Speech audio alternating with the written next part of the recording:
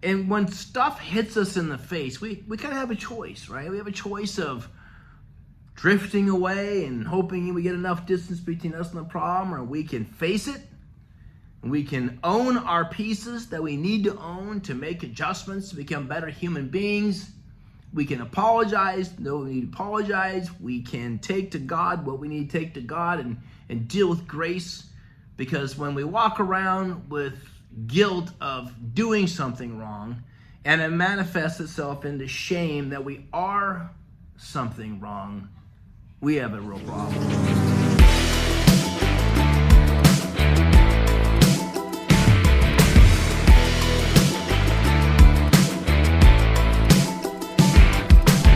You're listening to The Man Maker Show. Welcome to Season 1 with your host, Brad Walgamot. This podcast is all about becoming a better man for ourselves and the people around us. So if you enjoy this episode, whether you're on your way to work or mowing the lawn, make sure to share this with somebody, like, and subscribe. Well, I hope you're ready, because here we go.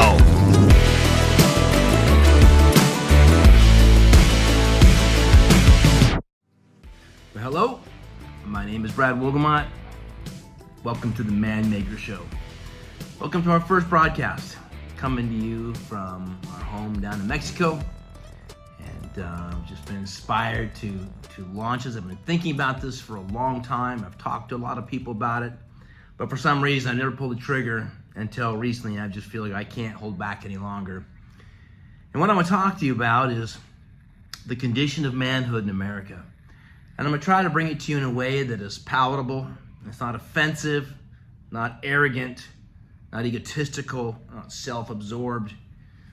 Although some of it's probably going to have some of that in it because I'm a human being. So I would just ask you to give me some grace and the opportunity to be myself. I'm just a guy that grew up in a small town in Seattle, in suburbs of Seattle, and made my way through business and developed a moderate amount of success and been able to raise children and have some experiences in life. And what I've determined is that we have a problem in our country, and that problem really is in a lot of confusion of what it means to be a man. I think we could all agree that the greatest tragedies in probably the history of the world, but certainly in modern history, have predominantly been made by men. And as a result, men get blamed, and we tag this toxic masculinity. I mean, let's be honest, if you look at most horrific crimes, it's by men. If you look at most of the terrorism, it's by men. If you look at most wars, it's about men. If you look at financial stuff, it's men that own companies. If you look at violence in the household, it's predominantly men. I'm not here to blast men by any stretch of imagination, but I'm here to talk about it a little bit because I think we just need a little help. And I'm just one voice of many voices. I don't claim to know it all or be it all. I would just ask to be patient with my message, try to be brief on a weekly basis to give you my thoughts on how we can be better and stronger. I think at the same time, as we look at history and see the challenges in life, I think we could also agree that the greatest achievements have predominantly been done by men, right? I mean, I don't want to talk about science and Einstein and Edison, or if you're talking about Christ, or if we're talking about great innovators and explorers and people that have gone to the moon, or people that have led corporations, people who have led recovery, from the autonomous or anonymous Bill who developed AA to you name it. Parkinson's as a human being, right? You're talking about people that have discovered Bastyr. That's a man. And these were men that were passionate. And I think what's happened is we have forgotten that to make great change, you have to have a great sense of passion. And with passion is going to come some mistakes, right? I would guess of the moments of my life that I regret, they were all made in moments of passion. Passion comes from the word to suffer. And that when you're in touch with suffering, emotion can get the better of us, right? I could be more angry. I could have been more flirtatious. I may have made choices in my life that I'm very disappointed in myself for making. The great train wreck of life is the moral collision of what you know is right and what you do. And I don't think there's a man, probably, or a woman on this planet that doesn't ultimately have to live with some of those collisions. But really the question is not will you make mistakes, the question is will you get back up? The double-edged sword is to make a mistake. The second edge of that sword is if you let that mistake think you're a mistake. It's moving from guilt to shame, right? Guilt being you've done something wrong. Shame is you are something wrong. And so I think it's fair to say that we have a real challenge in our country, and it's really under attack. And this movement of toxic masculinity, it has an origin of two sources. And I would say one origin I would give credit to, the other one I wouldn't. The first origin is men have screwed up a lot, and we've done a lot of horrible things, and I don't think there's any denying that males, call them what they are, have made massive mistakes and have hurt a lot of people, children, women, other men, countries, our environment. I mean, the list goes on. It's led predominantly by men. And so, it's easy to hate on men, but I don't think that's fair from the perspective of categorizing half the planet, 3.5 billion of us, that we're all a bunch of bums because the minority of the bums made a lot of noise. So I think toxic masculinity has its origin in men failure, but at the same time, I think the second origin of that is man haters. Man haters come in both sexes, male and female. I believe still there are only two genders. And, haters are going to hate, and they're going to pick on, and they're going to look for every reason to emasculate men, and probably out of their pain, probably out of their own real experiences. I don't mean to underplay someone that's been raped or abused or beaten or lied to or taken advantage of, or the things that have happened by apes, if you will, men that are just out of control. I don't mean to make any excuses for them in any way whatsoever. It's wrong. And what's happened to a lot of people that hate men is wrong. I think it's wrong to face hate with hate. I don't think it heals anything. I don't think it makes anybody better by being hurt and hurting others back. But hurting people hurt people. It's a common thing, but it's no excuse. It shouldn't happen. It does happen. It's just the reality of our world. So as toxic masculinity, a very common subject because it's in music, it's in movies, it's in conversations, it's in social media, it's on the news. It's a real deal. But I want to speak to you about healing, okay? I don't want to fight that issue. I'm not here to hate on women. I'm married and I have daughters that I love intensely. And I think they're some of the greatest women in the world. So it's not an anti-woman thing. It's really, I want to speak to men in a way that hopefully encourages you to be a better man, that encourages you to discover what is a man. I want to speak to your heart and soul about being great. I want to speak to those of you that believe in your depth of your soul, you've had this longing, haunting feeling like there's something more. I'm supposed to do more. I'm not supposed to be a wounded, wandering, lost human being. There was a season in my life, a decade and a half ago, where I went through an incredibly devastating season of my life, went through a very painful and public divorce, made some very poor choices that led to a breakdown in my life. And I found myself economically ruined. I found myself with my home in foreclosure, cars repossessed, unable to rent a home because my credit was shattered. And the one thing I had left was a small piece of land, and I got onto that land and I learned how to survive. At the time, it was like a giant camping trip. I wouldn't recommend it for most people, but I would recommend it for a lot of people. And I say that because I learned to be a man in a way that I never knew existed. I learned how to live outdoors for a year. I learned how to build a house with my own two hands, to create shelter, to collect water, to gather food, to create heat, to find ways to have safety in the middle of the woods.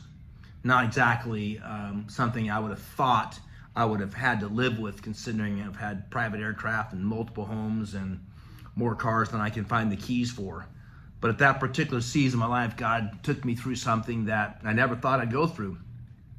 And there are many, many lessons that I will probably talk about as we go through this journey. But the one that came to my mind this morning as I was thinking about sharing with you all was, there was a morning I woke up and I could hear some rustling in the bushes, and I was sleeping at this time in a canvas tent because the house wasn't quite built, and which was, a log cabin structure that we just built out of our bare hands. And I say week, as I had several friends from weekend to weekend coming and helping me, and certainly Shelly was there as much as she could be, but for the most part, it was me learning how to fall a tree, peel a tree, move a tree, stack a tree, and build a house. It was like that. But one morning in this canvas tent, I heard this rustling come through the bushes, and I didn't know what it was, so I yelled out to it, with my aggressive tone, like, "Hey, what's going on over there?" And I hear this, "Permission to enter, sir." I'm like, "What? Excuse me? Permission to enter your camp, sir." I'm like, "Okay, yeah, come on in." And so this long, dreadlocked man walked down the trail that I had built to get this little deck with a canvas tent on it, and then, "Permission to enter camp, sir." And I said, "Permission granted." I didn't know what else to say to him. And I'm like, "What are you doing here?" He goes, "Well, I slept on your property last night, evidently. Are you the proprietor of this domain?" He had these funky words. I'm like, "Yeah, I'm the owner of the land." And he introduced himself as Raft. And I hope I can use his name. I think it's been a number of years. I don't know if he's still out there. I don't know if he'll ever hear this message, but his name was Raft. And he called himself Raft because he had served in the military, and I don't know the whole story, but it didn't go well. And so when he left the military, somewhere on the northeast part of our country, he started walking and floating from town to town, state to state, like a raft. He ended up on my property one night, and we sat and talked about life. And it really struck me that a lot of people end up being like Raft. They just kind of float, and as soon as they hit a point of resistance, they float a different direction until they put enough distance between themselves and that problem that the problem fades into an oblivion of former memories, and they start a new life. It wasn't about 3 or 4 days later, I was up in the mountains on the pass doing some hiking, and sure enough, there again was Raft, looking a bit like Moses from the Bible, long hair, real long, dreaded up, walking staff, somewhat of a backpack with a sleeping bag. I'm not even sure he had a sleeping bag. It might have been a tarp and a blanket, basic clothing, and you can imagine not real hygienic. And we chatted again, and it really hit me what happened, right? And when stuff hits us in the face, we kind of have a choice, right? We have a choice of drifting away and hoping we get enough distance between us and the problem, or we can face it, and we can own our pieces that we need to own to make adjustments to become better human beings. We can apologize, no we need to apologize. We can take to God what we need to take to God and deal with grace. Because when we walk around with guilt of doing something wrong, and it manifests itself into shame that we are something wrong, we have a real problem. And I think there's too many men that have made mistakes to think that they are a problem. I can remember my own father, and I was talking to him as kind of in my life moving in the direction of finding God, and I talked to him about it one day, and he says, "It's too late for me. I've made too many mistakes. It's too late for me." Of course, we know it's not true. If we read the Bible, we know it's never too late, but I'll leave that for another time. But I think for a lot of people, they think they've just gone too far. They've done too much. And I can tell you that's not the case. That we should never give up. Never, no matter what. And, that year and a half, 2 years of living in the woods, off grid, as difficult as it was, as sick as I got, as embarrassing as it was, as lonely as it was, the emotions were off the charts. It was a time for me to reflect, a time for me to own, a time for me to be sad and to sit in my pain. And as a man, we got to do that. As much as that might be embarrassing or challenging, sometimes that's just the way it goes. But what I realized in that season was I was meant for more, right? That I may have made a mistake, but I'm not a mistake, and I'm not going to live in shame. I can't apologize enough to heal the pain of those that I'd hurt. I can apologize, but I can't do enough that they change their feelings. That's going to be up to them. I need to own what I own. I need to become better as a result of it, not bitter, and make the adjustments. And that's part of being a man. So I'm here on this channel to share with you some of these stories, to walk through some of this pain, to walk through some of the breakthrough, the things that I had to go through in order to get back up. We all fall down. We all need to be stronger. We all make mistakes. We all need someone in our life, right? We're not meant to be alone, right? There's a reason that God said it wasn't good for man to be alone, and he created Eve in the Bible. There's a reason why even the Lone Ranger, for God's sakes, had Tonto, and Batman had Robin. I mean, everything seems to be, we need somebody, you know. A friend of mine has a statue in front of his house, and it's a guy chiseling stone off himself, and this guy's all strapping, muscular, and he's got this anvil in his hand like Thor's hammer and a chisel, and he's like chiseling the rock, and the title of the statue is Self-Made Man. And I don't know if that really exists. I've known him quite well, and he tells me there were men in his life that spoke in his life, and now I get to be one of those men to speak into his life. I don't know if there's a self-made man, but there comes a time in our life that we got to think that way for a minute. Like, if it's gonna happen, it's gonna happen because I decide to make it happen. That if it's going to be, it's up to me. And there comes a time when you have to learn the value of hard work, the value of getting dirty, the value of getting up tired and going to bed tired, the value of being hungry because you can't buy food, thirsty. I see so many people so dedicated to their water bottle, like they can't go anywhere without their binky. And they literally will stop their car to get more water. They won't travel without their backpack and water. And it's like, and I don't mean to insult you if you're one of those people, and I appreciate the parents that want their kids to be hydrated. Don't misunderstand me. I'm just saying that we've become so reliant that I can't be tough without these small things. And the reality is, you can go for days without water. You can go for days without food. I don't recommend it, but you can if you have to. And it's learning how to find value in the grind, right? If anybody's ever spent time in gym, you don't stop pushing the weight when it gets heavy. That's when you get someone to come in and spot you for those final 3 or 4 or 5 presses. I want life to be something where it's not supposed to be easy. I mean, there's this common belief system today that if things aren't easy, it's the universe's way of saying, I'm supposed to go a different direction. But really what most of this boils down to is the fact that most of us have been fatherless. Right? 1 in 4 children today, something between 18 and 20 million young males, young children, are fatherless. And a lot of those have those being boys that aren't being raised by a father. And the statistics are overwhelming. 90% of those are incarcerated. Somewhere in that ballpark, I'll give you the exact stats later on a printout, are there in prison that never had a father that was present. The teenage suicide, the teenage pregnancy, the lower grades, it's obvious. The statistics are overwhelming. 71% of the dropouts in the country were raised fatherless. And you know what's staggering to me? You know what country has the highest rate of fatherlessness? America.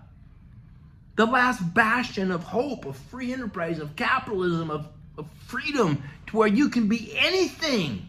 Anything. I was a janitor making $6 an hour when I started my first company. No one gave me anything. I asked my dad for $100 when I was like 20 years old to help me get through a little pinch. Well, how far would $100 get you, for crying out loud? And he said no. My dad was a millionaire, but he wasn't going to baby me and give me money so that I could get my way through this hard time, because I probably would have just went out and bought a couple more cocktails with it. It's not supposed to be easy. It's not supposed to be just fun. There is supposed to be easy times, and yes, there can be fun times, but it's not designed to be that way. It's gonna take some work. You're gonna have to grind. That's just the simple reality. But if we never were taught this, it's a mystery. The number of kids that play videos all day, the number of kids that never go out and get literally 20 minutes of direct sunlight on their face. The number is minuscule. Because I get it. It's fun to play video games. It's awesome. It's cool. Look at all the stimulus.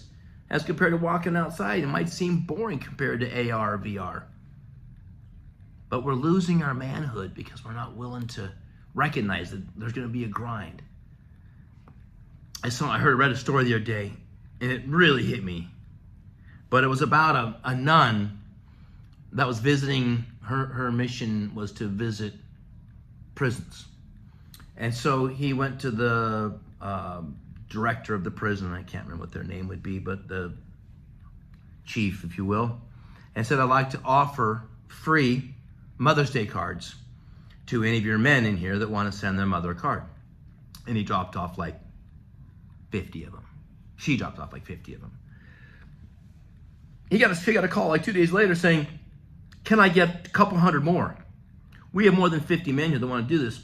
Can I get a couple hundred more? A couple hundred more. Before, it was overwhelming, the response. It was hundreds of men that wanted to write a Mother's Day card. So Father's Day, that follows Mother's Day, came around a month or two later, and the nun thought, well, gosh, this was a great success. I'm opening up communication. Let's do the same for Father's Day.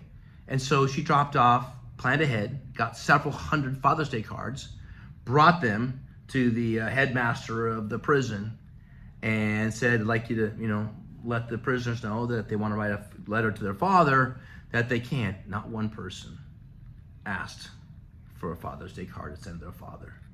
This is a true story. There's a connection between moms because the moms have always been there and their fathers probably bailed. The mothers put up with their nonsense when they were a juvenile and they were going through struggle, and they loved them for who they were.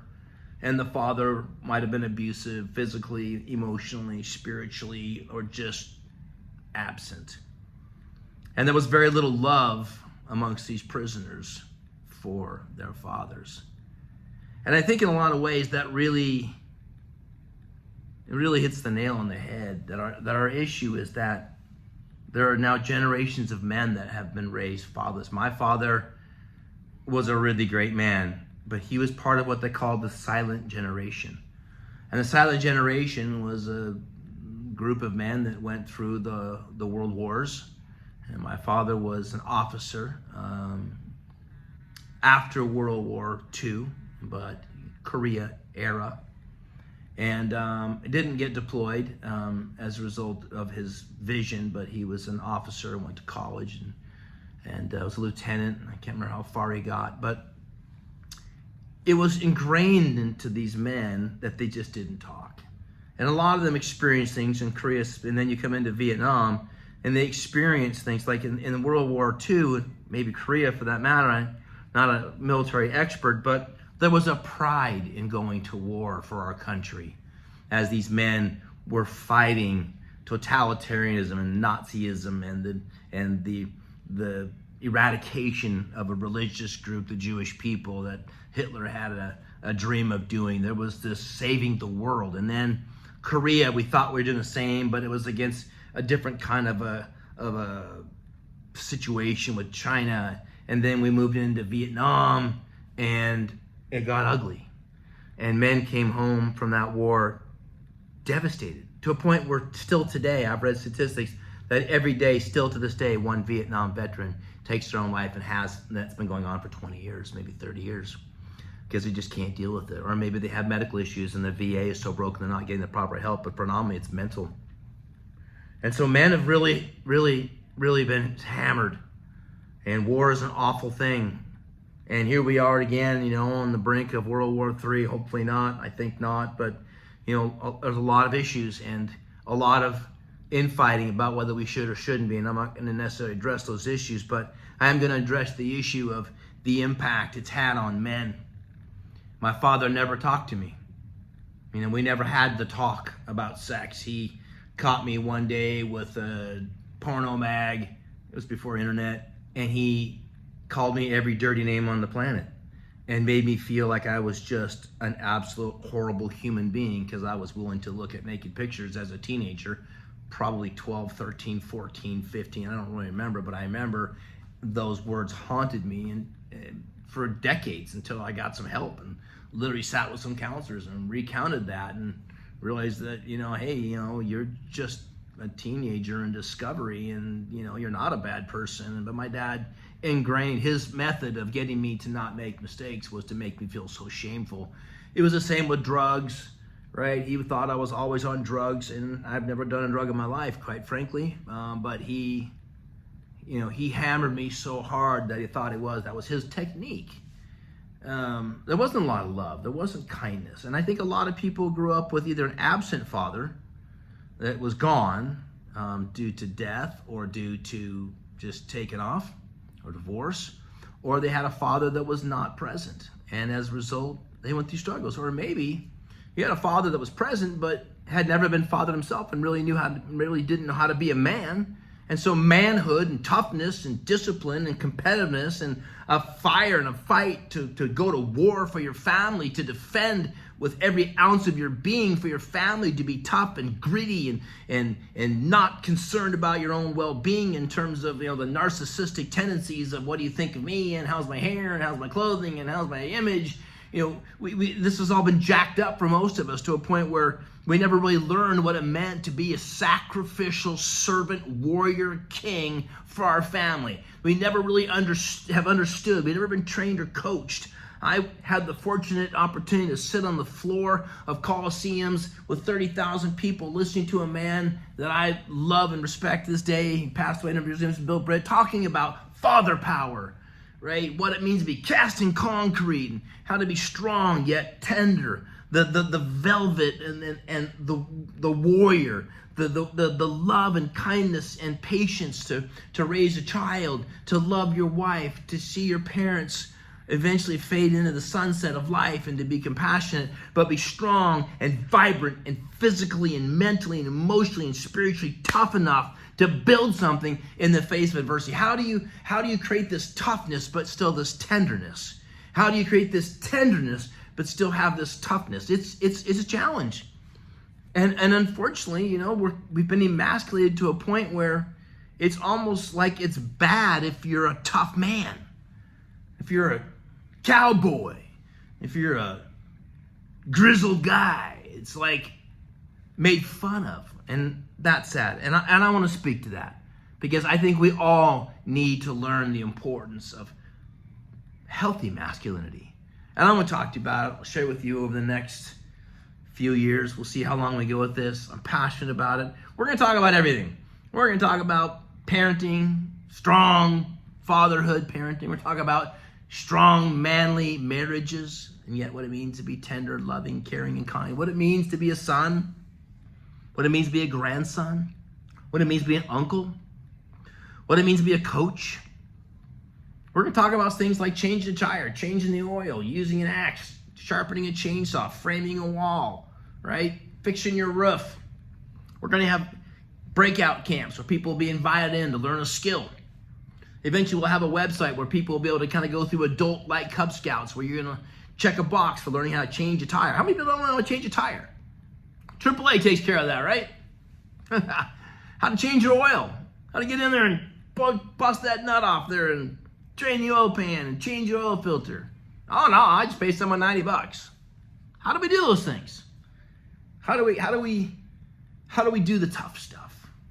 And that doesn't make you a man, but it's part of being a man is learning how to do the tough stuff when you could pay someone to do it, but there's just something that creates value for me as a man when I split my own firewood. I don't want to do a lot anymore, but I've split 50 cords of wood, especially the 2 years I live on my own. I've felled the tree, split it enough time to have it season out, so it's dry enough to burn later. You do what it means to be a man. And I'm going to try to keep you short, even though this is already a bit long, so I appreciate your patience. All I can tell you is that I'm going to try to communicate with you in a way that is passionate, but I'm really going to try not to piss you off, but I probably am. And to my Australian friends, I know you're not supposed to say pissed off because it means something different, like being drunk or something, but I'm going to try not to make you mad. But part of that's going to fall on you. Part of that's going to require for you not to be quite so fragile and quite so sensitive, because I'm not going to be politically correct. I'll do my best to be kind, but not at the sake of washing out the message, because I'm afraid of you being offended. Offense is a choice. Nobody can offend you. You choose to be offended. Oh, how can you say that? Well, if you're in the happiest of happiest, I mean, you just won the lottery and everything's great, and someone drives by you and flips the bird and cuts you off in traffic, what would you say? You're like, who cares? I got everything I want. But if you're having a bad day, and this is not going good, and some guy cuts you off and flips the bird, what do? Potential road rage. Our response is a choice. And I'm going to hopefully train you to respond as compared to reacting. Because you can react without thinking, but you can't respond without training. And so my hopes in sharing with you some of these stories and these experiences in my life, that we can get back to being a gentle warrior, a compassionate capitalist. To learn to be tough and tender, because you can be both. You don't need to be toxic, but you need to be strong. You don't need to be aggressive, but you need to be assertive. You follow me that? You don't need to be a passive-aggressive trickster, but you need to be able to communicate your point, at the same time letting people share their own thoughts, so you're not so demanding that there isn't room for other people's belief systems. Because one of our great problems in today's world, and we'll talk about later, is we can't have an argument, because if you don't agree with me, we have problems. And we've lost the ability to respectfully agree to disagree. And I hope that you'll give me the grace to do that. If you get mad, I'm going to say it's on you. If you get mad because I do something that really offends you, then write me in here, and I'll apologize when I need to. My goal is not to hurt anybody's feelings or offend anybody, but my goal is also to be strong, to speak what I need to speak, to reach out to the abused men, to reach out to the men that have forgotten the responsibility of what it means to be a man, to stand up and fight for your family, to fight for your dreams, to provide for those that are counting on you, and to wear that with great honor. Because it's not easy to be a man. It's not supposed to be easy. That's why we're a man. I hope that intrigues you enough to listen again next week. I won't always be 30 minutes. I'll try to be 15 to 20 or so. But thanks for listening. Thanks for giving me a chance to share my thoughts with you. And I hope that we have a great future together, talking about how we can all be better and stronger and bolder and more compassionate and make an impact on this broken, hurting world. All right. God bless y'all.